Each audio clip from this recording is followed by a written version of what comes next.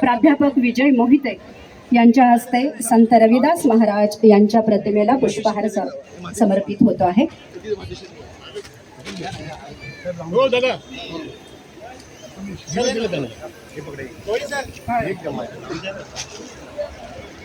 समाज उद्धारासाठी प्रत्येक संत महंतांनी आपल्याला एक विचाराचा अंगार दाताना ते देऊन गेलेले आहेत आणि हा अंगार पुढे फुलावा यासाठीच माननीय प्रबुद्ध साठे यांनाही मी विनंती करेन की आपण छत्रपती शिवाजी महाराज यांच्या प्रतिमेला पुष्प अर्पण करून त्यांच्या शौर्याचा, त्यांचा पराक्रमाचा वारसा आपण आपल्या पुढच्या पिढीला देण्यासाठी कटिबद्ध राहूया।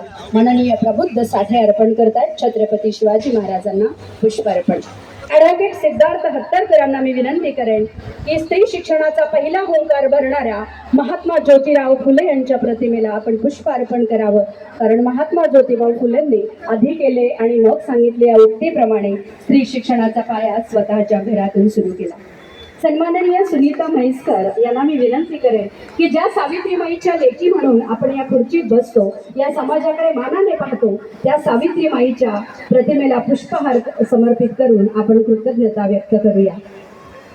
सुनीता म्हैसकर मॅडम सावित्रीमाईच्या प्रतिमेला पुष्पहार अर्पण करीत आहेत। माननीय बाबुराव माने सरांना मी विनंती करेन की जे संविधान बाबासाहेब आंबेडकरांनी माणूस म्हणून जगण्यासाठी आपल्याला आपल्या देशाला समर्पित केलं, या संविधान म्हणजे आपला देशाचा ग्रंथ आहे, कारण अशी लोकशाही असं संविधान उभ्या दुनियेत कुठे लिहिलं गेलं नाही। तेव्हा मी विनंती करेन की त्यांनी डॉक्टर बाबासाहेब आंबेडकरांच्या प्रतिमेला पुष्प अर्पण करावं। बाबुराव माने सर संत ककैया महाराजांच्या प्रतिमेला अर्पण करते। त्यानंतर माननीय राजेश खाडे यांना मी विनंती करेन की आपण ककैया महाराजांच्या प्रतिमेला पुष्पहार अर्पण करावा। प्रतिमाला पुष्पहार अर्पण होतो आहे, तेव्हा यांच्या विचारांचा गौरव, त्यांच्या विचाराचा वारसा आपण आपल्या ओटीत घेण्यासाठी उभे राहून आपण त्यांना मानवंदना देऊया, त्यांना अभिवादन करूया।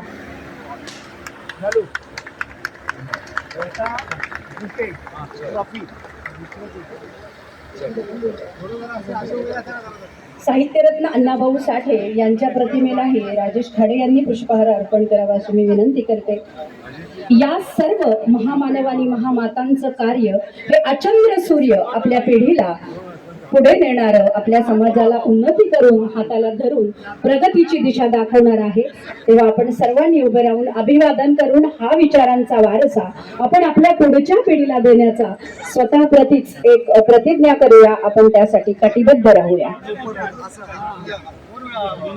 सर्व सन्माननीय अतिथींचे खूप खूप धन्यवाद। यानंतर आपण दीप प्रज्वलनाचा कार्यक्रम पार पाडित आहोत। मी सन्माननीय अतिथींना विनंती करेन की आपण यानंतर पुढील कार्यक्रमासाठी दीप प्रज्वलन करून कार्यक्रम पुढे नेण्याची परवानगी द्यावी।